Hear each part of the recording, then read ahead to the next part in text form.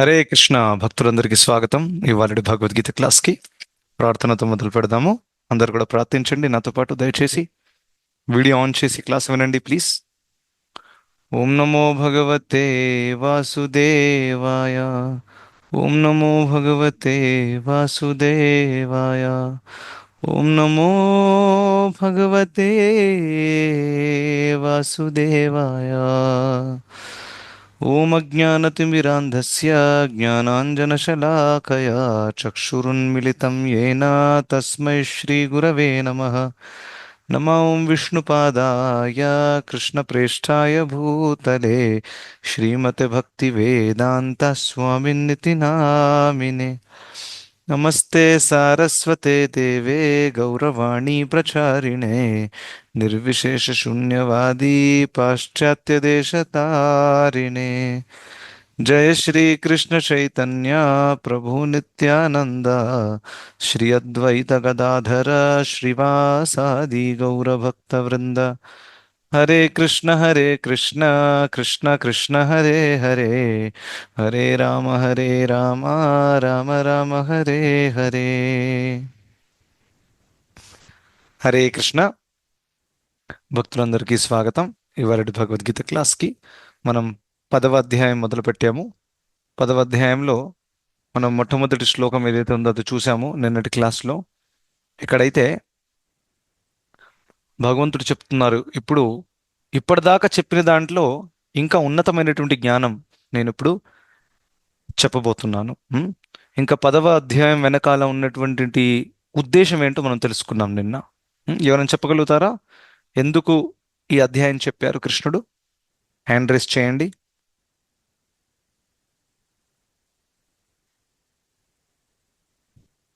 Okay, hand raise అయింది. ఇంకా ఎవరైనా ఉన్నారా?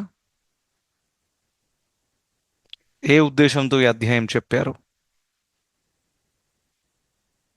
ఓకే, కేవలం 2 హ్యాండ్స్ రేజ్ అయ్యాయి. Okay, Shilpa Mataji go head. Hare Krishna Prabhuji, దండవత్ ప్రణాం Hare Prabhuji. Krishna దండవత్ ప్రణాం. భగవంతుడి విభూతులను అర్థం చేసుకోవడానికి, క్లియర్ గా అర్థం చేసుకోవడానికి ప్రభుజీ. ఓకే, భగవంతుడి విభూతులు అర్థం చేసుకొని మనకేం బెనిఫిట్ దక్కుతుంది? మన భగవాన్ అంటే ఏంటి అని కూడా అర్థం చేసుకోవచ్చు ప్రభుజీ. అది కరెక్ట్. 6 ఆఫ్యులెన్సెస్ అండ్ ఉన్నత గమ్యం చేరుకోవడానికి Prabhuji. That is also okay, కానీ ఒక స్పెసిఫిక్ పాయింట్ చెప్పాను నేను. ఎస్ హరే కృష్ణ పద్మజ మాతాజీ. ప్రభుజీ. ఎస్ చెప్పండి మాతాజీ. అంటే కృష్ణుణ్ణి ఎలా ఎలా చూడాలి అన్నదే 10వ అధ్యాయం యొక్క ముఖ్యం. భౌతిక జగత్తులో కృష్ణుణ్ణి ఎలా చూడాలి అన్నదే yes, very good, nice, main important point. చక్కగా క్యాచ్ చేశారు. భౌతిక జగత్తులో ఉన్నప్పుడు మనం ఏ విధంగా కృష్ణుడి యొక్క అవగాహన పొందొచ్చు? ఎందుకంటే మనకి భౌతిక ఇంద్రియముల ద్వారా మనం కేవలం భౌతిక జ్ఞానం మాత్రమే పొందగలుగుతాం, రైట్? ఎందుకంటే ఇంద్రియములు అలా తయారయ్యాయి కాబట్టి. అథ శ్రీకృష్ణ నామాది న భవేద్గ్రాహ్యం ఇంద్రియై సేవోన్ముఖే జిహ్వాదో స్వయం ఏవ స్ఫురత్యతః. అయితే శ్రీకృష్ణుడి నామము, రూపము, గుణము, లీల ఇవన్నీ ఆధ్యాత్మికమైనటువంటివి కాబట్టి దీన్ని భౌతికమైన ఇంద్రియముల ద్వారా మనం అవగాహన పొందరాదు. సో అందుకనే మనము భౌతిక జగత్తులో ఉండి కూడా ఒక రకంగా మనము భౌతిక విషయాల ద్వారా కూడా అవగాహన పొందొచ్చు. అదేంటి? ఈ భౌతిక జగత్తులో ఎన్నో ఐశ్వర్యాలు ఉన్నాయి, కరెక్ట్? అందం ఉంది, ధనం ఉంది, బలం ఉంది, స్ట్రెంగ్త్ ఉంది, ఇవన్నీ కూడా. ఇంకా దాని విస్తారాలు ఎన్నో ఉన్నాయి. అవన్నింటిని చూసి కూడా దాని ద్వారా మనం ఏం గుర్తుకు తీసుకురావచ్చు? ఇది కృష్ణుడి నుండి ఉద్భవించింది, ఇది కృష్ణుడి యొక్క చిన్న అంశం మాత్రమే. కృష్ణుడు కూడా చెప్తారు కదా లాస్ట్లో, మమ తేజాంశ సంభవ అన్నారు. నా తేజస్సు యొక్క చిన్న అంశం ఇది. సో అంశమే ఇంత ఆకర్షణీయంగా ఉంటే కృష్ణుడు ఎంత ఆకర్షణీయంగా ఉండాలి. ఆ భావముతో మనం ఈ భౌతిక జగత్తులో ఒకసారి జీవిస్తే అప్పుడేమవుతుంది? అప్పుడు కృష్ణుడి అవగాహన మనం పొందుతాము, కృష్ణుడికి ఇంకా మనము దగ్గర అవుతాం. సో ఆ ఉద్దేశంతో ఈ అధ్యాయంలో అనేక విభూతుల గురించి భగవంతుడు చెప్తారనమాట. అది మనం చర్చించాం. ఇప్పుడు ఆ రెండవ శ్లోకం మనం చూడబోతున్నాము. సో చదవాలనుకునే వాళ్ళు దయచేసి హ్యాండ్ రేస్ చేయండి.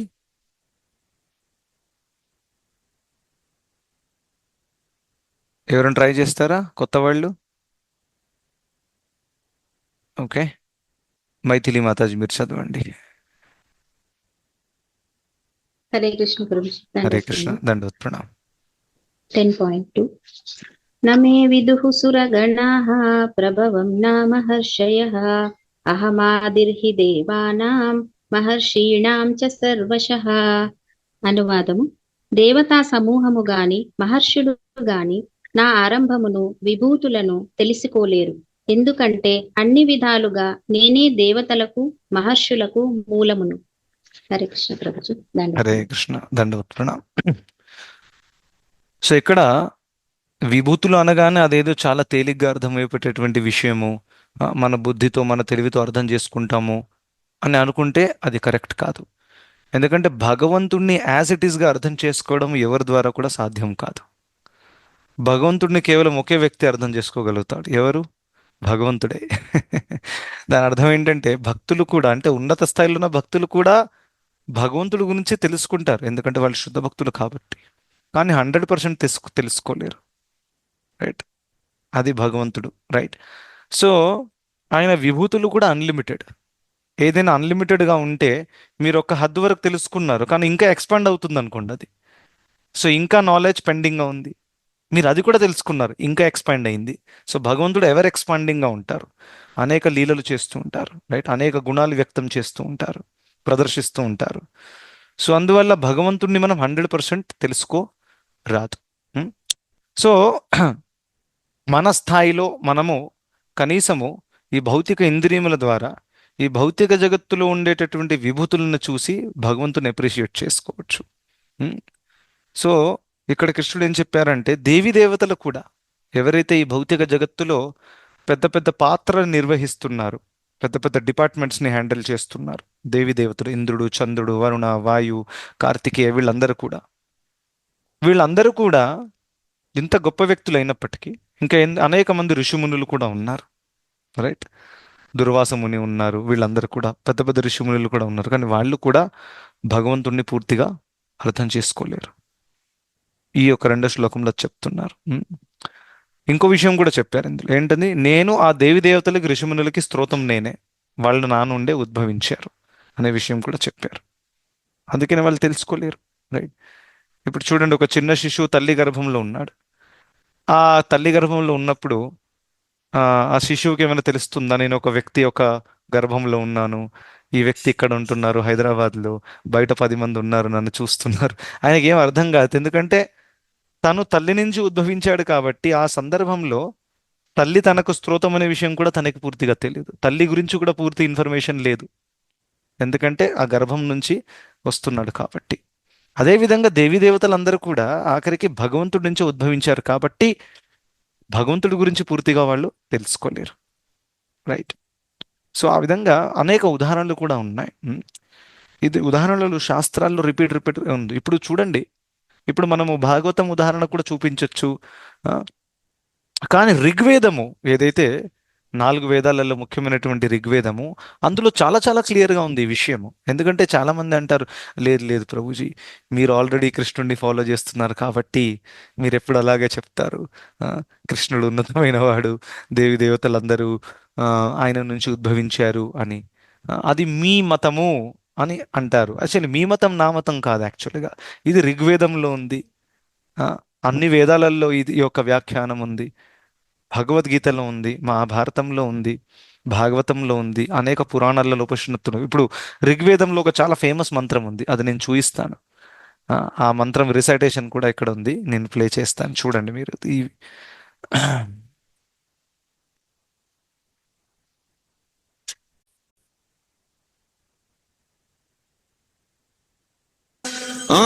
ఓం తద్విష్ణా పరమం పదకం సదా పశ్యంతి సూరయః దివేవ చక్షురాదతం తద్విప్రాసో విపన్యవో జాగ్రవాంసః సమిందతే విష్ణోర్యత్ పరమం పదం. ఇప్పుడు ఈ మంత్రం విన్నారా? ఈ మంత్రం ఎవరైనా విన్నారా ముందు ఎప్పుడైనా? Any idea? No one? Okay. So ఇది ఓం తద్విష్ణో పరమం పదం సదా పశ్యంతి సూరయ అనే స్టార్ట్ అవుతుంది. ఇది ఋగ్వేదంలో 1.22.20లో ఉందన్నమాట. రైట్. సో ఋగ్వేదంలో ఈ యొక్క దీని అర్థం చాలా క్లియర్గా ఉంది, దాంట్లో ఎటువంటి కన్ఫ్యూజన్ లేదు. మీరు ఏ ట్రాన్స్లేషన్ అయినా చదవండి, ఇస్కాన్దే కాకుండా మిగతా ఏ ట్రాన్స్లేషన్, ఏ సంస్థ నుంచి అయినా తీసుకొని మీరు ట్రాన్స్లేషన్ చదవండి, చాలా క్లియర్గా ఉంది. ఓం తద్ విష్ణో పరమం పదం సదా పశ్యంతి సూరయ. సుర అంటే ఎవరు? దేవి దేవతలు వీళ్ళందరూ కూడా. ఆ విష్ణువు పట్ల వాళ్ళు ఎదురు చూస్తూ ఉంటారు అనమాట. సదా పశ్యంతి, చూస్తుంటారు ఎల్లప్పుడూ, ఆ విష్ణువుని ఆరాధిస్తూ ఉంటారు. ఆ విష్ణువుకి వాళ్ళు ప్రార్థనలు అర్పిస్తూ ఉంటారు. రైట్. పురుష సూక్త ప్రార్థనలు కూడా మనము చూసాము దాని గురించి. సో ఆ విధంగా దేవి దేవతలు ఎప్పుడు కూడా శ్రీ మహావిష్ణువుకి ప్రార్థనలు అర్పిస్తూ ఉంటారు. ఈ విషయం ఋగ్వేదంలో ఉంది, ఈ విషయం అనేక పురాణాలలో ఉన్నాయన్నమాట. రైట్. సో ఆ విధంగా ఇది ఏదో ఇస్కాన్ వాళ్ళు క్రియేట్ చేసింది, లేకపోతే విష్ణు భక్తులు క్రియేట్ చేసినటువంటి విషయాలు కావు. ఈ విషయం గుర్తుపెట్టుకో. దీనికోసమే బ్రాడ్ మైండెడ్ ఉండాలి ఒక వ్యక్తి. బ్రాడ్ మైండెడ్ అంటే మనము అన్ని శాస్త్రాలలో ఎటువంటి ఇన్ఫర్మేషన్ ఉందో దాన్ని గ్యాదర్ చేసి మనం దాన్ని అనలైజ్ చేసి అప్పుడు యాక్సెప్ట్ చేయాలి. It's very very important. So అందుకనే మనకి ఆచార్యులు ప్రత్యేకంగా గౌడీయ వైష్ణవ సంప్రదాయంలో జీవగోస్వాముల వారు అనేక రకమైనటువంటి పుస్తకాలు మనకు రాశారనమాట. వారు అన్ని శాస్త్రముల యొక్క మర్మములను చక్కగా అర్థం చేసుకొని దాని కన్క్లూషన్స్, సారం మనకిచ్చారు. రైట్. సో ఆ సారం చాలా క్లియర్గా ఉందన్నమాట. సో గౌడీయ వైష్ణవిజంలో కూడా ఏకల ఈశ్వర కృష్ణ ఆరసభ భృత్య అని చెప్పారు. రైట్. ఇది అదే పాయింట్ మన గౌడీయ వైష్ణవ సంప్రదాయంలో కూడా చాలా క్లియర్గా మెన్షన్గా ఉంది. ఇప్పుడు మీరు చూస్తారు భాగవతంలో కూడా అనేక లీలలు ఉన్నాయి. ఇప్పుడు బ్రహ్మ విమోహన లీలలో బ్రహ్మదేవుడు అంత గొప్ప వ్యక్తి అయినప్పటికీ తను విమోహితుడైపోయాడు, భగవంతుడిని పూర్తిగా అర్థం చేసుకోలేకపోయాడు. అది అద్భుతమైనటువంటి లీల. ఇక్కడ భగవంతుడు వారి యొక్క ఫ్రెండ్స్తో బృందావనంలో అడవిలో కూర్చొని లంచ్ తింటున్నారు. సో లంచ్ తింటున్నప్పుడు వాళ్ళందరూ కూడా అనేక వంటకాలు తీసుకొస్తారు, మంచి మంచి వంటకాలు వాళ్ళ తల్లి తయారు చేసి టిఫిన్లో ప్యాక్ చేసి ఇచ్చినప్పుడు. సో వాళ్ళు కూడా తింటారు, ఇంకా వేరే వాళ్ళ నోట్లో కూడా పెట్టుకుంటున్నారు. వీళ్ళందరూ గోపబాలులు, ఊర్లో ఉండే పిల్లవాళ్ళు అనమాట. సో అందులో కృష్ణుడు కూడా ఉన్నారు. సో ఇలా ఒకరి నోట్లో పెట్టారనుకోండి, అది టేస్టీగా ఉందని అన్నారు అనుకోండి, అయితే ఆయన నోట్లో నుంచి బయటికి తీసుకొని తింటారు. ఆ విధంగా ఇటువంటి లీలలు చేస్తున్నారు పిల్లలు. కృష్ణుడు కూడా ఎద్దటి వాళ్ళ లడ్డు నాకు ఇచ్చే ఆయన నోట్లో వేసుకున్నాడు ఆల్రెడీ, ఆ నోట్లో నుంచి తీసుకుని లడ్డు తింటున్నాడు. ఈ దృశ్యాన్ని బ్రహ్మదేవుడు చూశారు మీది నుంచి. ఆయన ఆశ్చర్యపోయాడు, ఈయన భగవంతుడు ఏంటి అసలు? భగవంతుడి ఏ నోట్లో ఎంగిలి తింటున్నాడు, అసలు ఏం అర్థం కాలేదు. అన్కల్చర్డ్లో వాళ్ళు ఉంటారు కదా, అటువంటి వ్యక్తిలాగా ఉన్నాడు. ధోతి కూడా సరిగ్గా వేసుకోలేదు. ఈయన భగవంతుడు ఏంటి అందరు అంటున్నారు, నేను కూడా టెస్ట్ చేస్తాను అని అనుకున్నారు ఆయన. తను టెస్ట్ చేయడానికి వెళ్ళాడు, తనే ఎగ్జామ్లో ఫెయిల్ అయిపోయాడు. సో పాయింట్ ఏంటంటే ఇక్కడ తను గోపబాలులను, గోవులను తీసుకెళ్ళిపోయాడు అనమాట దొంగతనం చేసి దాచిపెట్టడానికి. దాని తర్వాత కృష్ణుడే గోపబాలుడిలాగా, గోవులలాగా తను విస్తరించారు. స్వయంగా సంవత్సరం పాటు విస్తరించి బృందావనంలో ఎవరికి కూడా తెలియలేదు. యాక్చువల్ గోపబాలులు ఇంకా ఆవులు అందరూ కూడా ఇక్కడ లేరు, ఇది కృష్ణుడే విస్తరించారనే ఆ గోపబాలుల యొక్క తల్లులకు కూడా తెలియలేదు, ఆవులకు ఇంకా చిన్న ఆవులు ఏవైతే ఉంటాయో దానికి కూడా తెలియలేవు అనమాట. ఆ విధంగా భగవంతుడు మేనేజ్ చేస్తే తర్వాత బ్రహ్మదేవుడు వచ్చి చూస్తే ఏంటి అసలు గందరగోళం అవ్వాలి, ఇప్పటిదాకా అవ్వలేదేంటి, అంతా నార్మల్గా నడుస్తుంది అని చూస్తే, అరే ఈ గోపబాలు అందరినీ కూడా నేను తీసుకెళ్లి బ్రహ్మలోకాన్ని తీసుకెళ్ళాను, వీళ్ళు ఇలాగే కనిపిస్తున్నారు, ఇక్కడ ఎక్కడి నుంచి వచ్చారను టెన్షన్లోకి వచ్చేసాడు అనమాట బ్రహ్మదేవుడు. టెన్షన్లోకి వచ్చేసి అక్కడికి వెళ్ళి చూస్తే బ్రహ్మలోకంలో వాళ్ళు అలాగే కనిపిస్తున్నారు, అక్కడే ఉన్నారు గోపబాలులు, ఆవులని కిడ్నాప్ చేసి పెట్టారు. ఇక్కడికి వచ్చి చూస్తే వీళ్ళు ఇలాగే కనిపిస్తున్నారు. చూసి చూసి చూసి టెన్షన్లోకి వచ్చేసాడు అనమాట. అప్పుడు అకస్మాత్తుగా భగవంతుడు ఈ భూలోకంలో ఉండేటటువంటి గోపబాలులు గోవులలో తన యొక్క రూపాన్ని చూయించారు. అప్పుడు బ్రహ్మదేవుడికి అర్థమైంది ఈయన ఎవరనేది. రైట్, అప్పుడు తను బ్రహ్మదేవుడు ప్రార్థనలు అర్పిస్తారనమాట. సో పాయింట్ ఏంటి, యాక్చువల్గా మీరు చూడండి, మొట్టమొదటిగా సృష్టించబడిన వ్యక్తి బ్రహ్మదేవుడు. తను భగవంతుడి యొక్క నాభి నుండి ఉద్భవించాడు. ఆ, అంత చిన్న విషయం కాదు, కానీ అయినా కూడా అర్థం చేసుకోలేకపోతున్నాడు. బ్రహ్మదేవుడి శరీరము పూర్తిగా బుద్ధితో తయారైనటువంటిది. మన శరీరము పంచమభూతాలు ఉన్నాయా? బ్రహ్మదేవుడి శరీరంలో పంచమభూతాలు లేవు. దాని అర్థం ఏంటి, బ్రహ్మదేవుడి శరీరము స్థూలమైనటువంటి కాదు. ఒప్పుకుంటారా? ఎక్కడైతే పంచమహాభూతాలు ఉంటే అక్కడ ఆ శరీరం స్థూలమైపోతుంది. అంటే బ్రహ్మదేవుడి శరీరం పూర్తిగా సూక్ష్మము. సూక్ష్మం అంటే మీరు ఇలా చేయి పెట్టారనుకోండి, క్రాస్ అయిపోయి వెనక సైడ్ నుంచి వచ్చేస్తుంది చెయ్యి. స్థూలము కాబట్టి ఇలా చేయి పెడితే మనం తట్టుకుంటుంది, కరెక్టా? ఇది స్థూలము కాబట్టి ఇలా ఎవరు చేయి పెడితే తట్టుకుంటుంది. ఇదే సూక్ష్మం అయితే ఇలా చేయి పెట్టిన క్రాస్ అయిపోయి అటు నుంచి వెళ్ళిపోతుంది. ఆ విధంగా ఉన్నత లోకాలలో ఉండే వాళ్ళకి అటువంటి శరీరాలు ఉంటాయి, సూక్ష్మమైనటువంటివి. అందుకే వాళ్ళు ఇక్కడ మాయమైపోయి అక్కడ తేలుతారు, ఆ నీళ్ళలోకి వెళ్ళిపోయి అక్కడి నుంచి వెళ్ళిపోతారు. స్థూలమైన శరీరంతో చేస్తామా అలా? చేయరాదు. రైట్, మనం మాయం అవ్వరాదు. రైట్, సో ఆ విధంగా తన శరీరము పూర్తిగా బుద్ధితో తయారైనటువంటిది, సూక్ష్మమైన పదార్థం అది. రైట్, అయినా కానీ తను ఫెయిల్ అయిపోయాడు. మన శరీరంలో బుద్ధి ఇంతే ఉంది, కరెక్టా? ఇక్కడ చిన్న ప్లేస్లో ఉంది. కానీ బ్రహ్మదేవుడు పూర్తి శరీరమే బుద్ధి, ఎక్కడ చూసినా బుద్ధి ఉంది. వేళ్లల్లో, కాళ్లల్లో, ముక్కులో, చెవిలో అంతా బుద్ధి, అంత తెలివి. ఆ, అయినా కానీ ఆయన ఫెయిల్ అయిపోయాడు. దాని తర్వాత ఇంద్రుడు కూడా భగవంతుణ్ణి గుర్తించలేకపోయాడు అనమాట. వీళ్ళు పెద్ద పెద్ద వాళ్ళు ఏదో చిన్న విషయాలు, చిన్న వాళ్ళ గురించి మాట్లాడట్లేదు. ఇంద్రుడు, దేవేంద్రుడు, తను అందరి యొక్క దేవతలకు రాజు. బ్రహ్మదేవుడు అందరు దేవతల యొక్క తన స్తోత్రము, ఆయన ద్వారానే అందరు వచ్చారు. రైట్, ఇంద్రుడు కూడా గోవర్ధన లీలలో కృష్ణుడిని అర్థం చేసుకోలేకపోయాడు. ఇంకా బృందావనాన్ని నాశనం చేస్తాను అని అనుకున్నాడు, ట్రై కూడా చేశాడు. కానీ తర్వాత తనకి అర్థమైపోయింది ఎంత పెద్ద తప్పు చేశాడనేది. రైట్, తర్వాత సురభి ఆవును తీసుకొచ్చి సురభిని ముందుకు పెట్టి తర్వాత ప్రార్థనలు అర్పించాడు. సురభిని చూస్తే కృష్ణుడు కొంచెం ఏమో శాంతింపబడతారు, ఆవు కాబట్టి. ఆ విధంగా ఇంద్రుడు లాస్ట్కి క్షమాపణ కోరుకున్నాడు అనమాట. సో శ్రీమద్ భాగవతంలో ఇంకొక శ్లోకం ఉంది, ఇది చాలా చాలా మంచి శ్లోకం. ఇది కూడా నేను డిస్ప్లే చేస్తాను స్క్రీన్ మీద. ఇది 12వ స్కందంలో వస్తుంది. ఎందుకంటే దీనికి శాస్త్రీయ ప్రమాణం చూపిస్తున్నాను నేను చెప్పేదానికి. రైట్, శాస్త్రాల నుండి నేర్చుకోవాలి ఎప్పుడు కూడా.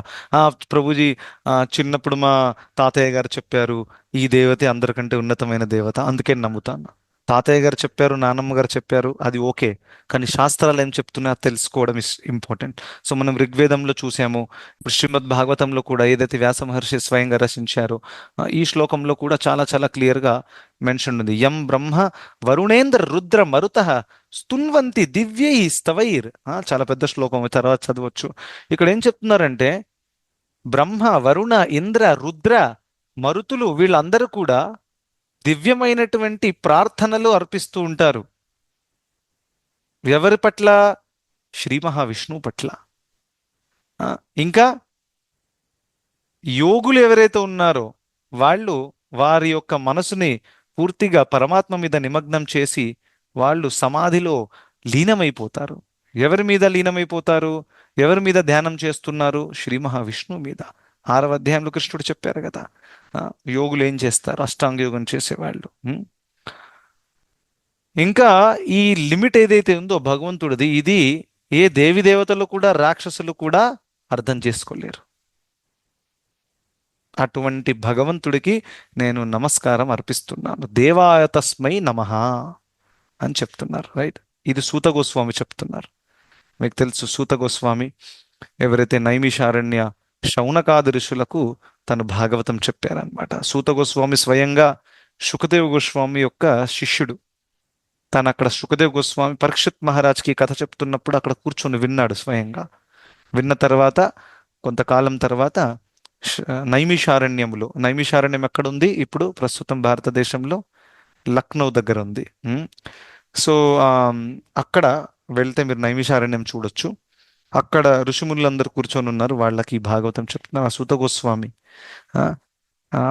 ఆయన చెప్తున్నారనమాట ఈ విషయం, రైట్? సో ఇలా అనేక శాస్త్రాలలో అనేక ఆచార్యులు ఆ, ఈ యొక్క విషయాన్ని వ్యక్తం చేశారు చాలా చాలా క్లియర్గా. సో దేవి దేవతల యొక్క పొజిషన్ ఏంటి? వాళ్ళు కూడా యాక్చువల్లీ భగవంతుడి అంశములే ఆఖరికి. ఈ విషయం మనం మర్చిపోకూడదు. కూడా భగవంతుడి యొక్క పార్ట్స్ అండ్ పార్సల్స్ అంటాం కదా, ఆ విధంగా అన్నమాట. కానీ వాళ్ళు చాలా ఉన్నతమైన వాళ్ళు, ఈ విషయం గుర్తుపెట్టుకోవాలి. ఇప్పుడెప్పుడు చాలా మంది దేవి దేవతలను ఏమంటారు, ఎగతాళి చేయడం కానివ్వండి, అలా అలా కూడా చేస్తారు కొంతమంది, right? It is not a correct thing. మనకు ఆ ఉన్నతమైన దేవి దేవతల యొక్క కాలి దగ్గర ఉన్నటువంటి ధూళి కూడా దక్కే అర్హత లేదు మనకి. ఆ, మనం ఇప్పుడు ప్రస్తుతం ఉన్నటువంటి కలియుగంలో భౌతిక శరీరంలో మనం అంత అజ్ఞానంలో ఉన్నామన్నమాట. దేవి దేవతలు చాలా ఉన్నతమైన వాళ్ళు. దేవి దేవతలు భగవంతుడి సేవలో నెలకొని ఉంటారు ఎప్పుడు కూడా. వాళ్ళకి ఏం సేవ ఇచ్చారు?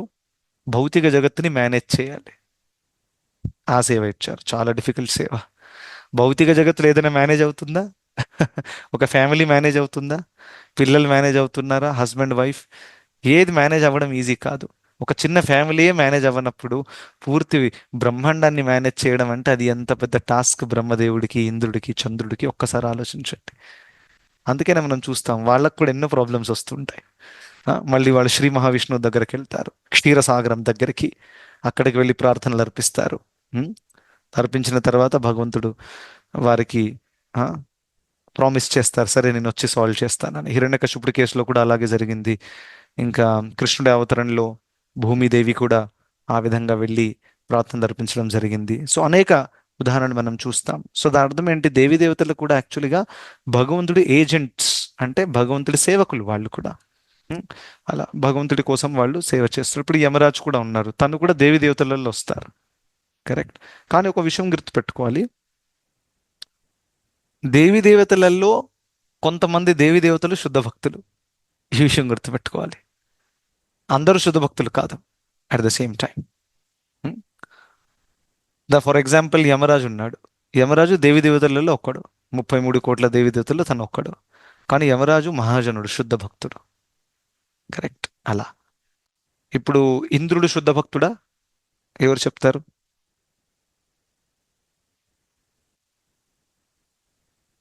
ట్రై చేయండి. ప్రభుజీ శుద్ధ భక్తుడే అని విన్నాను కానీ నాకు కాదనిపిస్తుంది ప్రభుజీ. అంటే కొన్ని కొన్ని కథల్లో చూస్తే. ఓకే, పద్మజ మాతాజీ మీరు చెప్పండి. అదే ప్రభుజీ, మైత్రి మాత చెప్పినట్టుగా శుద్ధ భక్తుడు కాదేమో అనిపిస్తుంది ప్రభుజీ. ఎందుకంటే ఆయన కృష్ణుడిని టెస్ట్ చేద్దాము అని అనుకున్నారు కదా. నిజంగా శుద్ధ భక్తుడు అయ్యి ఉంటే అలా అనుకొని ఉండకపోవచ్చు అనుకుంటున్నాను. ఓకే, అయితే చూడండి, కొంతమంది ఇంద్రుళ్ళు శుద్ధ భక్తులు, కొంతమంది కాదు. సో దాని అర్థం ఏంటి? ఇంద్ర అనేది ఒక పొజిషన్, ఇంద్ర అనేది ఒక వ్యక్తి కాదు. ఈ విషయం గుర్తుపెట్టుకోండి. ఇంద్ర, బ్రహ్మ ఇవన్నీ పొజిషన్స్ అన్నమాట. ఆ పొజిషన్స్ని ఎవరికైతే అర్హత ఉందో వాళ్ళు వెళ్ళి ఆక్యుపై చేస్తారు, రైట్? ఇప్పుడు ప్రస్తుతం ఇంద్ర అనే పొజిషన్ని తీసుకున్న వ్యక్తి పేరు పురందర, ఓకే? అలా. సో ఇప్పుడు వ్యాస అనేది కూడా పొజిషన్, ఎవరైతే వ్యాస ఇన్కార్నేషన్ ఉందో, రైట్? రీసెంట్గా వచ్చిన వ్యాస ఎవరైతే ఉన్నారో, ఎందుకంటే ఇది కల్పము రిపీట్ అవుతుంది కాబట్టి ప్రతిసారి వ్యాస ఉంటారు. రీసెంట్గా మనకి 5,000 క్రితం వచ్చినటువంటి వ్యాస ఎవరైతే ఉన్నారో అది జీవాత్మ కాదు, స్వయంగా భగవంతుడే వచ్చారు. కృష్ణ ద్వైపాయన వ్యాస, రైట్? స్వయంగా తను వచ్చారు, రైట్? లేకపోతే వేరే ఒక జీవాత్మ వచ్చి తీసుకునేవారు, ఆ శాస్త్రాలు రాసే పని ఏదైతే ఉందో అది చేసేవారు. సో ఇవి పొజిషన్స్. సో కొంతమంది ఇంద్ర ఎవరైతే ఉన్నారో వాళ్ళు అంత శుద్ధమైన స్థాయిలో కొంతమంది ఉన్నారు, రైట్? ఇప్పుడు బలి మహారాజ్ కేసులో మీరు చూస్తే వామన దేవుడు, రీసెంట్గానే వామన ద్వాదశి కూడా సెలబ్రేట్ చేశాం భక్తులు. సో వామన దేవుడు ఎప్పుడైతే వచ్చేసి బలి మహారాజు అంతా కూడా ఇంద్రుడి యొక్క ప్రాపర్టీని తీసేసుకున్నాడు. దేవి దేవతలతో పోరాటం చేసి వాళ్ళని అధిగమించి అంతా తీసేసుకున్నాడు. అది తీసేసుకున్నందువల్ల అదితి ఎవరు? దేవి దేవతల యొక్క తల్లి. ఇంకా దితి అసురుల యొక్క తల్లి. ఇద్దరికి కామన్ తండ్రి, తను కశ్యపముని. సో అదితి చాలా తపస్సు చేసిందరే, నా కొడుకు రోడ్డు మీదకి వచ్చేసాడు, నా పిల్లలు రోడ్డు మీదకి వచ్చేసారు అంటే ఇంద్రుడు వీళ్ళందరూ కూడా వాళ్ళు ఎలా బ్రతుకుతారు? విష్ణు నువ్వే కాపాడాలి. ఆ విధంగా వామన అవతారం రావడం జరుగుతుంది. సో వామన దేవుడు వచ్చేసి బలి మహారాజ్ని క్యాప్చర్ చేస్తారనమాట. సో క్యాప్చర్ చేసేదానికన్నా నువ్వు చాలా తెలివితో 3 అడుగుల ల్యాండ్ కావాలి అని చెప్పేసి తను మొత్తం ముల్లోకాలనే తీసేసుకుంటారు. మొత్తం బలి మహారాజ్ అంతా పోగొట్టుకుంటాడు. ఆత్మ నివేదనం చేసేసాడనమాట. అది తీసుకొని ఇంద్రుడికి ఆ ప్రాపర్టీ ఇచ్చేస్తారు. ఓకే, సో ఇంద్రుడికి తిరిగి వచ్చేసింది. కానీ ఇంట్రెస్టింగ్ పాయింట్ ఏంటంటే బలి మహారాజు శుద్ధ భక్తుడు. తను రాక్షస కుటుంబంలో ఉన్నాడు, just like Prahlad Maharaj. Actually Bali Maharaj ఎవరో కాదు, ప్రహ్లాదుడి యొక్క మనవడు. బలి మహారాజు ప్రహ్లాది కొడుకు పేరు విరోచన. విరోచన కొడుకు పేరు బలి మహారాజ్. రైట్. సో బలి మహారాజు అసుర కుటుంబంలో ఉన్నప్పటికీ ఎప్పుడైతే శ్రీ మహావిష్ణువు అడిగారో ఈ 3 పాదాలు సరిపోయేటటువంటి నాకు స్థలము కావాలి అని చెప్తే బలి మహారాజ్కి డౌట్ వచ్చింది. అయితే ఈయన శుక్రాచార్యుల వారు ఎవరైతే ఉన్నారో బలి మహారాజు యొక్క గురువు, రాక్షసుల యొక్క గురువు శుక్రాచార్యుల వారు, దేవి దేవతల యొక్క గురువు బృహస్పతి. సో శుక్రాచార్య వారు చెప్పారు, ఏ బలి నా మాట విను, ఈయన సాధారణమైన వ్యక్తి కాదు, ఈయన విష్ణువు, ఈయన నమ్మావనుకో మోసపోతాం, ఈయన 1 అడుగు 2 అడుగు అనేసి మొత్తం దోచేసుకుంటాడు, ఈయన నమ్మకు, అంత ప్రాపర్టీ తీసేసుకుంటాడు అని చెప్పినప్పుడు కూడా బలి మహారాజు మనసులో ఏమనుకున్నారు, అరే శ్రీ మహావిష్ణువు అన్నింటికీ స్తోత్రము కదా, అంత ప్రాపర్టీ అసలు యాక్చువల్గా ఆయనకు అర్పించాలి నేను అని ఆ భావంతో తన గురువును కూడా రిజెక్ట్ చేసేసాడు. ఎవరు? బలి మహారాజ్. గురువు వాక్యము ఎప్పుడు కూడా దాటకూడదు, అయినా కానీ తను దాటాడు. ఎందుకంటే ఒకవేళ గురువు భగవద్భక్తి నేర్పకపోతే అటువంటి గురువుని రిజెక్ట్ చేసేయాలి అని శాస్త్రాలు చెప్తున్నాయి. సో అందుకనే బలి మహారాజ్ అన్నాడు, అరే విష్ణువుకి సమర్పించాలని నేర్పాలి కానీ సమర్పించకు, నీ దగ్గరనే ఉంచుకో, విష్ణువుకి ఇవ్వకని నేర్పుతున్న ఈయన ఎటువంటి గురువు అని బలి మహారాజ్ అనుకున్నాడు. అలా అనేసి తన శుద్ధ భక్తి భావంతో భగవంతుడికి అర్పించేశారు. ఈ ముల్లోకాలు ఏంటి, నా లైఫ్ ఇచ్చేస్తాను, నా తల కూడా ఇచ్చేస్తాను, తీసుకోండి పెట్టుకోండి తల మీద 3వ అడుగు. ఆ విధంగా అది బలి మహారాజు భావం అన్నమాట. ఇది ఎందుకు చెప్తున్నానంటే ఇది జరిగిన తర్వాత ఏం జరిగింది, బలి మహారాజ్ ఎక్కడికి వెళ్ళారు? సుతల లోకానికి వెళ్ళారు.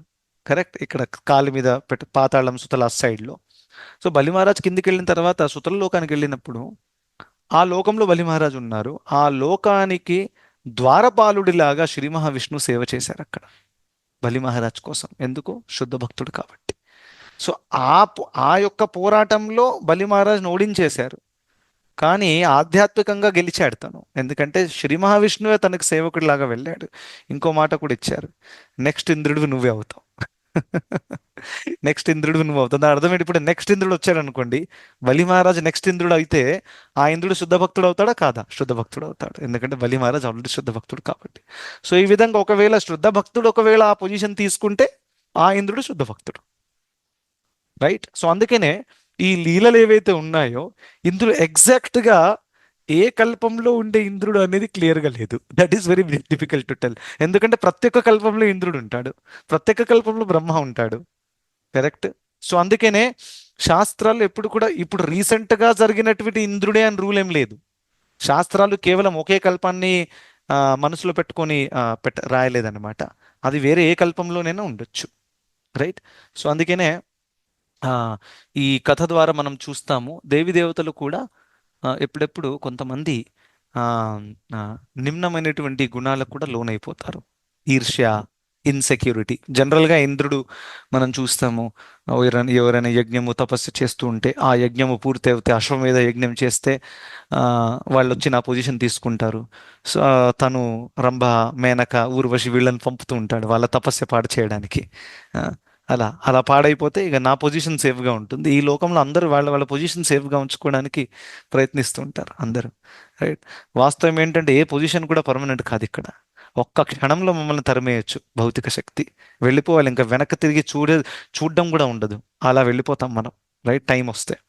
సో అందుకనే ఇక్కడ పాయింట్ ఏం చెప్తున్నానంటే శాస్త్రాలలో చాలా క్లియర్గా ఈ అండర్స్టాండింగ్ ఉంది, ఏ విధంగా దేవి దేవతలందరూ భగవంతుడి అంశములు.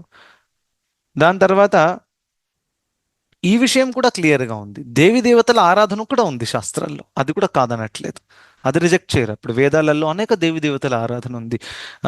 బృందావనంలో వ్రజవాసులు ఇంద్రుడికి యజ్ఞం చేసేవారు. కరెక్ట్. ప్రతి సంవత్సరం వర్షాలు ఇస్తున్నాడు, ఇంకా మేమేమో అందరం వేశ్యలము, సారీ వైశ్యులు.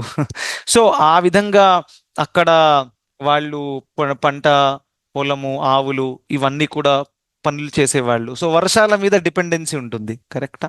కృషి గోరక్ష వాణిజ్యం వైశ్య కర్మ స్వభావజం అని చెప్పారు. సో వాళ్ళు అందుకనే ఆ వాళ్ళ యొక్క వృత్తిని బట్టి వాళ్ళు ఇంద్రుడిని కూడా ఆరాధించేవారు అన్నమాట. ఆరాధన అంటే ఆఫరింగ్, సాక్రిఫైస్ చేసేవారు. సో అలా అని శాస్త్రాల్లో ఆఫ్ కోర్స్ దేవి దేవతల యొక్క ఆరాధన కూడా ఉంది.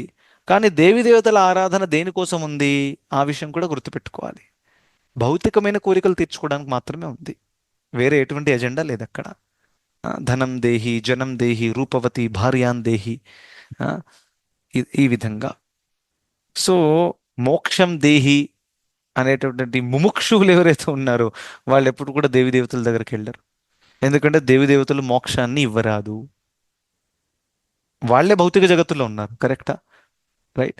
సో ఆ విధంగా ఒక వ్యక్తి ఎప్పుడు కూడా మోక్షం గురించి ఆలోచించాలి. దాని అర్థం ఏంటంటే ఈ భౌతిక జగత్తు తప్ప దీనికి మీద ఏముందో దాని గురించి ఆలోచించాలి అని శాస్త్రాలు చెప్తుంది. దాన్నే బ్రహ్మ జిజ్ఞాస అంటారు. సో ఆ లెక్క ప్రకారం చూస్తే యాక్చువల్గా దేవి దేవతల ఆరాధన చేయాల్సిన అవసరము లేదు. ఎందుకు? మనకు అందరికి తెలుసు, కర్మణా దైవనేత్రేణ జంతుర్ దేహో ఉపపత్తయే. రైట్. సో మన కర్మ ద్వారా మనకి దక్కినటువంటి దక్కింది, దాంట్లో మనం అడ్జస్ట్ అయిపోవాలి. అఫ్ కోర్స్ దేవి దేవతల ఆరాధన చేసి యజ్ఞాలు చేసి కొంచెం అటు ఇటు మనం మార్చుకోవచ్చు, కానీ ఎందుకు మార్చాలి? ఎంత మార్చినా కానీ ఆఖరికి దుఃఖం దక్కుతుంది. జన్మ మృత్యు చక్రం నుంచి బయటికి రారాదు కదా ఏ దేవి దేవతల పొజిషన్. చూడండి, ఈ హిరణ్యకశిపుడు ఒక రకంగా చూస్తే ఇండైరెక్ట్ గా అమరత్వాన్ని అడిగాడు బ్రహ్మదేవుడిని. ఇవ్వగలిగాడా బ్రహ్మదేవుడు? బ్రహ్మదేవుడు ఏం చెప్పారు? అరే, పుట్టిన మనిషి చావక తప్పడు, చచ్చిన మనిషి పుట్టక తప్పడు. ఖచ్చితంగా నాకే అమరత్వం లేదని చెప్పాడు తను. నాకు కూడా మృత్యు ఉంది, నేనెలా నీకు అమరత్వాన్ని ఇవ్వగలుగుతాను?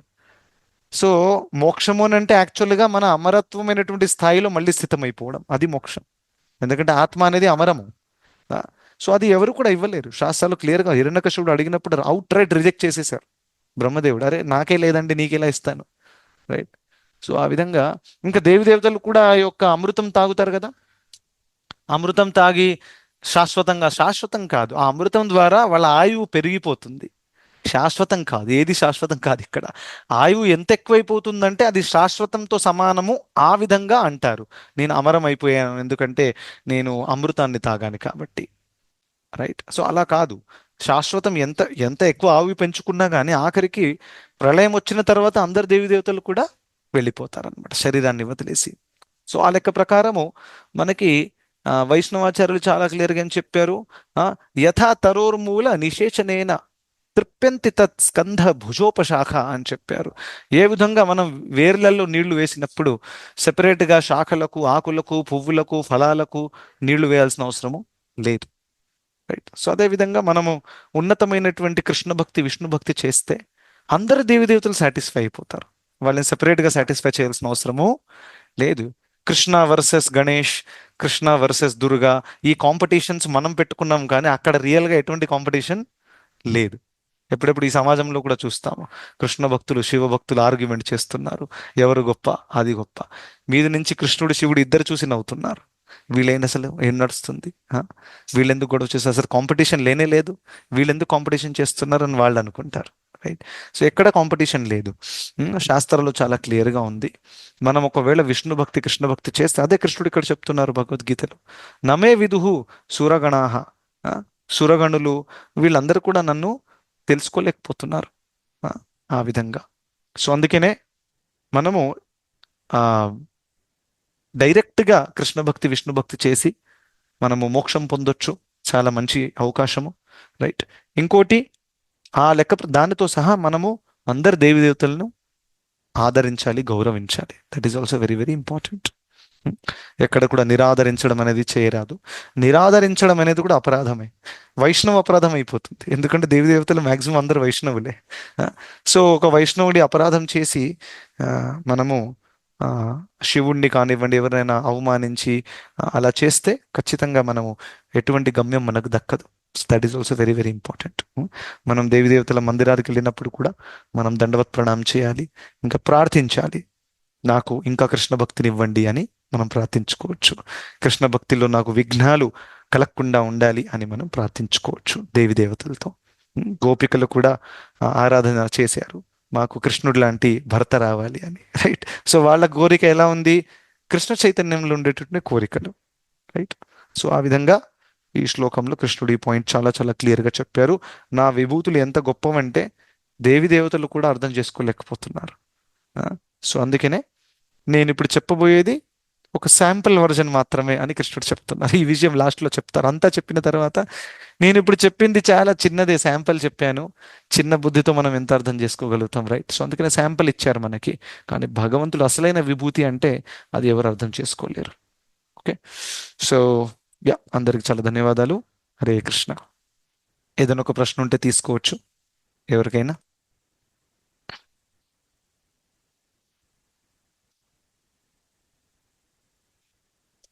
కృష్ణ ప్రభుజీ, హరే కృష్ణ. యా, భాగ్యలక్ష్మి మాతాజీ చెప్పండి. అంటే మీరు ఇప్పుడు చెప్పారు కదా ప్రభుజీ, ఒకటి అందరు దేవి దేవతలను కూడా ఆరాధించాలని, అంటే ఆదరించాలి అని అన్నా, రెస్పెక్ట్ చేయాలి, గౌరవించాలని. అయితే ఇప్పుడు ఇంట్లో మనుషులను కూడా అందరినీ గౌరవిస్తేనే దేవతలను గౌరవించినట్టు మనుషులను కూడా గౌరవించాలి కదా ప్రభుజీ. అందరినీ గౌరవించాలి 100%. అదే అదొక డౌట్ ప్రభుజీ, అందుకే అడిగాను. అమానిన మానదేనా గౌరవించి, ఇప్పుడు దేవతలను గౌరవించినట్టు మనుషులను కూడా గౌరవిస్తేనే అది కృష్ణునికి ఇదైతుంది కదా ప్రభుజీ. ఎస్, ఎందుకంటే కృష్ణ భక్తిలో ఎదిగాము అని ఎలా తెలుస్తుంది? ఎప్పుడైతే మనం అందరిని గౌరవించడానికి రెడీగా ఉన్నామో అది కృష్ణ భక్తులు ఎదగడము అంటే. అమానిన మానదేన కీర్తనీయ సదాహరి, ఈ విషయం చైతన్య మహాప్రభులు వారు అమానిన మానదేన, ఎవరితో ఎటువంటి గౌరవం ఆశించకుండా అందరికీ గౌరవం ఇవ్వడానికి రెడీగా ఉండడం, అది కృష్ణ భక్తిలో ఉన్నత స్థాయిలో ఉన్నటువంటి వ్యక్తుల యొక్క స్వభావం. ఎస్, కరెక్ట్ గా చెప్పారు. Thank you. ఇంకెవరికైనా ప్రశ్నలు ఉన్నాయా? హరికృష్ణ ప్రభుజీ, హరే కృష్ణ. దండవత్. చెప్పండి మాతాజీ. ప్రభుజీ, ఇంద్ర పోస్ట్ అనేది, అది ఇంద్రుడు ఎవరైతే ఉంటారు కదా ఆ పోస్ట్ లో పొజిషన్ లో వస్తారో వాళ్ళు అశుద్ధ భక్తులు కూడా కావచ్చు అని అంటారు కదా. అంటే అశుద్ధ భక్తులకి ఆ పోస్ట్ ఎలా వస్తుంది ప్రభుజీ మరి? ఓకే, చూడండి, ఎప్పుడైతే మనము ఆ శుద్ధ భక్తులు అని చెప్పినప్పుడు ఒకటి ఏంటంటే కంప్లీట్ సరెండర్డ్ సోల్ అన్నమాట వాళ్ళు. రెండవది అశుద్ధ భక్తులు అనే పదం కొంచెం negative, we don't use that. మిశ్రిత భక్తులు అని అంటాం. సో అశుద్ధ భక్తి కంటే విశ్రుత భక్తులు అనడం చాలా మేలు. మిశ్రిత భక్తులు అని అంటే వాళ్ళ భక్తులే కానీ మిశ్రమమైనటువంటి భక్తి. అది కర్మ మిశ్రము, యోగ మిశ్రము, జ్ఞాన మిశ్రం, 3 రకాల మిశ్రమాలు ఉంటాయి. సో జనరల్గా ఎవరైతే శుద్ధ స్థాయిలో లేనటువంటి దేవి దేవతలు ఉన్నారో వాళ్ళు జనరల్గా కర్మ మిశ్రిత భక్తులు అనమాట. కర్మ మిశ్ర వాళ్ళు ఖచ్చితంగా విష్ణు భక్తులే, సరెండర్డే. కానీ వాళ్ళకు కూడా నాకు కూడా ఒక కొంచెం కంట్రోలింగ్ చేయడానికి ఒక ఫెసిలిటీ ఉండాలి, నా కంట్రోల్లో కొన్ని విషయాలు ఉండాలి, అటువంటి ఒక కోరిక కూడా ఉంటుంది అనమాట. సో పాయింట్ ఏంటంటే ఈ యొక్క భౌతిక జగత్తుని నడపడానికి శుద్ధ భక్తులు అవ్వాల్సిన అవసరం లేదు, రైట్? భక్తులు అవ్వాలి, విష్ణు యొక్క శరణాగతి పొందాలి. కానీ భౌతిక జగత్తుని నడపడానికి కావాల్సింది భౌతికమైనటువంటి విద్య. అది కృష్ణుడు ఇచ్చేస్తారు ఎవరికైతే నడపాలో. ఇప్పుడు చూడండి, ఒక పెద్ద కంపెనీలో CEO అవ్వడానికి అది కూడా పెద్ద పోస్టు, లేకపోతే ప్రైమ్ మినిస్టర్ అవ్వడానికి, ఫర్ ఎగ్జాంపుల్ ప్రైమ్ మినిస్టర్ అవ్వడానికి తను భక్తి చేయకుండా కానీ ప్రైమ్ మినిస్టర్ అవ్వచ్చు, కరెక్ట్? ఎందుకంటే అది వేరే ఒక రకమైనటువంటి కళ కాబట్టి. సో అదేవిధంగా శుద్ధ భక్తులు కాకపోయినా మిశ్రితమైన భక్తులు అయినప్పటికీ వాళ్ళ పొజిషన్ తీసుకోవచ్చు. ఎందుకంటే ఆ పొజిషన్ యొక్క రిక్వైర్మెంట్స్ ఏవైతే ఉన్నాయో అవి భౌతికమైన రిక్వైర్మెంట్స్ ఈ లోకాన్ని నడపడానికి. అఫ్ కోర్స్ ఆధ్యాత్మికమైన రిక్వైర్మెంట్ కూడా ఉంది, కానీ శుద్ధ భక్తులు అవ్వాలని అవసరం లేదు. Okay Mataji. Okay Prabhuji, thank you Prabhuji. Hare Krishna. Hare Krishna. Yes, one last question. Yeah, Maithili Mataji చెప్పండి. ప్రభుజీ, ఇప్పుడు చెప్పారు కదా దేవీ దేవతలకి ఇప్పుడు ఎవరైనా కష్టాలు వచ్చినప్పుడు మొక్కుతూ ఉంటారు కదా ప్రభుజీ. ఇప్పుడు తీరిపోతే చేస్తాను, సో అలా కోరికలు తీరుతాయి అనుకోండి. ఇప్పుడు వాళ్ళ కర్మఫలాన్ని వాళ్ళు పోస్ట్ పోన్ చేసుకున్నట్ట ప్రభుజీ, లేకపోతే అది ఎలా అవుతుంది? అంటే ఇప్పుడు అనుకోండి వాళ్ళు అది అనుభవించాలి, కానీ భగవంతుని కోరుకొని వాళ్ళు ఏదో మొక్కుకున్నందుకు వాళ్ళకి అది సరైపోయింది అనుకోండి. ఇప్పుడు ఆ కర్మఫలం అంటే కంప్లీట్ గా పోయినట్టా, లేకపోతే దాన్ని పోస్ట్ పోన్ చేసి అంటే పుణ్య కర్మ ఫలాల నుంచి ఏదైనా తెచ్చి ఇస్తారా? ఎట్లా అది చేస్తారు ప్రభుజీ బ్యాలెన్స్? ఓకే, అగైన్ కర్మ topic is very complicated. So దీనికి ఒక బేసిక్ గైడ్ లైన్ మనం అర్థం చేసుకోవచ్చు. బేసిక్ గైడ్ లైన్ ఏంటంటే, చూడండి, మనం ఇన్ జనరల్ మన కర్మలో ఉన్నటువంటి ఆ, పాప కర్మ ఫలితాలు, పుణ్య కర్మ ఫలితాలు, దాన్ని మనం మార్చలేము. Okay, that is not something that we can change. కానీ కొన్ని ఆ, ప్రత్యేకమైనటువంటి యజ్ఞాల వల్ల, లేకపోతే యాగాల వల్ల, తపస్సుల వల్ల కొంచెము మ్యానిపులేషన్ అయ్యే అవకాశం ఉంటుంది. ఫర్ ఎగ్జాంపుల్, ప్రాయశ్చిత్తము అనే ఒక విధానం ఉంది. సో నేను ఈ ఒక జన్మలో నేను ఒక పాపం చేశాను, దాని తర్వాత చాలా చాలా ప్రాయశ్చిత్తం చేశాను, ఎంత తీవ్రమైనటువంటి ప్రాయశ్చిత్తం చేశాను, దాని ద్వారా ఏమవుతుంది, ఆ కర్మ చేశాను, నా అకౌంట్లో యాడ్ అయిపోయింది, ఇప్పుడు ప్రారంధం అవ్వలేదు, సంచిత కర్మలో యాడ్ అయింది. ఓకేనా, అప్రారబ్ధ రూపంలో ఉంది. దానికి నేను ఒక 10 కిలోగ్రాముల దుఃఖం అనుభవించాలి ఫ్యూచర్లో. కానీ ఇప్పుడు ప్రాయశ్చిత్తం చేశాను కాబట్టి దాని ప్రభావం తగ్గుతుంది, జీరో అవ్వదు కానీ తగ్గుతుంది, ఎందుకంటే ప్రాయశ్చిత్తం చేశాను కాబట్టి. సో ఆ విధంగా కొన్ని విధానాల ద్వారా మనం కొంచెం అటు ఇటు చేయొచ్చు, కానీ ఓవరాల్గా ఫ్రస్ట్రేషన్ ఖచ్చితంగా ఉంటుంది. దాని అర్థం ఏంటంటే, ఫర్ ఎగ్జాంపుల్, ఇప్పుడు నా యొక్క కర్మలో నేను ధనవంతుణ్ణి అవ్వాలని లేదు, రాసి లేదు, ఎందుకంటే నేను బహుశా అంత పుణ్యం చేయలేదేమో, లేకపోతే భగవంతుడు నన్ను మంచి భక్తుడిగా ఉంచడానికి నన్ను పేదోడిగా ఉంచుతున్నారేమో. ఏదైనా కారణం అవ్వచ్చు, కానీ నా కర్మలో మాత్రం ఖచ్చితంగా లేదు. కానీ నేను ఆ ఆ యజ్ఞము ఈ యజ్ఞము అంతా కూడా చేసి ఏదో ఒక రకంగా పొందడానికి ప్రయత్నించాను. సో దాని ద్వారా పొందొచ్చు కూడా, కానీ పొందినా కానీ చూడండి, మన కోటాలో ఉన్నటువంటిది ఎంత దుఃఖము ఎంత సుఖము అనేది ఉంది. సో దాని అర్థం ఏంటి, నేను అది ఇది చేసుకొని ఒక పెద్ద బంగళా కోటీశ్వరుని అయినప్పటికీ ఆ సుఖము క్వాంటిటీ మారదు, అది అలాగే ఉంటుంది. దాని అర్థం ఏంటంటే, ఎక్కువ సుఖం రాదు దాని ద్వారా. అందుకనే మనం చూస్తాం ఎప్పుడెప్పుడు, చాలా డబ్బు ఉంది, మంచి అందమైన బాడీ ఉంది, బిఎండబ్ల్యూ అంతా ఉంది, కానీ ఎప్పుడు టెన్షన్లో ఉంటాడు ఆ వ్యక్తి, రైట్? సో దాని అర్థం ఏంటి, మనం అటు ఇటు చేసుకొని ఏదో ఒకటి సంపాదించుకోవచ్చు, ఒకవేళ యజ్ఞాలు యాగాల ద్వారా కూడా, కానీ దానితో రావాల్సిన సుఖము రాదు, ఎందుకంటే సుఖం అనేది ఆల్రెడీ ఫిక్స్ అయిపోయింది. సో అందుకనే మనము ఇటువంటి ప్రయత్నం యాక్చువల్లీగా చాలా చాలా వృధా, సమయం వృధా అవుతుంది. ఇటువంటి ప్రయత్నం ఎప్పుడు కూడా చేయకూడదు అనేది కృష్ణుడు భగవద్గీతలో చాలా చాలా క్లియర్గా కామైస్తైస్తే హృతజ్ఞాన ప్రపద్యంతే అన్య దేవత అని చెప్పారు. ఎవరైతే ఆ కామవాంఛల వల్ల, లేకపోతే భౌతిక కోరికలతో వాడి జ్ఞానం అంతా కూడా అంధకారంలో మునిగిపోయిందో, అటువంటి వాళ్ళు భౌతిక జగత్తులో బహుశా ఇది సంపాదించుకుంటే ఆనందంగా ఉంటాను, సైంటిఫిక్ అడ్వాన్స్మెంట్ అయిపోతే ఆనందంగా ఉంటాను, ఇలాగే అనుకున్నారు కదా 30-40 ఇయర్స్ ఎగో. సైన్స్ అడ్వాన్స్ అవ్వాలి, ఇక లోకమంతా కూడా అందరు ఆనందంగా ఉంటారు. దుఃఖము 10 రెట్లు పెరిగిపోయింది సైంటిఫిక్ అడ్వాన్స్మెంట్ ద్వారా. ఒకసారి ఆలోచించండి. అందుకనే ప్రహ్లాదుడు అన్నాడు, దుఃఖ ఔషధం తదపి దుఃఖం అని చెప్పారు. దాని అర్థం ఏంటి, భౌతిక జగత్ ఎలా అంటే, ఒక దుఃఖానికి మీరు ఒక ఔషధం తీసుకొచ్చారా, ఆ ఔషధం ఈ దుఃఖం కంటే ఇంకా పెద్ద దుఃఖాన్ని ఇస్తుంది. దుఃఖ ఔషధం తదపి దుఃఖం అని చెప్పారు. సో అందుకనే ఈ భౌతిక జగత్తులో అటు ఇటు మ్యాటర్ సెటిల్ చేయడం ద్వారా పెద్ద ప్రయోజనము లేదు, ఎందుకంటే సంసార చక్రం నుంచి బయటికి పడరాదు. ఇంకా నెట్ క్వాంటిటీ సుఖము, నెట్ క్వాంటిటీ దుఃఖం ఏదైతే ఉందో అది ఖచ్చితంగా దాన్ని మార్చరాదు. సో అందుకనే బెస్ట్ ఏంటంటే, మనము ఈ భౌతిక జగత్తు నుంచి బయటికి వెళ్ళిపోవాలి, దాని గురించి ఆలోచించాలి. Yeah, but to be very specific, ఏ కర్మ వల్ల నేను ఏం అనుభవిస్తున్నానో, లేకపోతే ఇప్పుడు చేసిన పుణ్యానికి ఫలితం ఎప్పుడు రాబోతుందో, ఇటువంటి ప్రశ్నలకు యాక్చువల్గా ఆన్సర్స్ లేవు ఎక్కడ కూడా.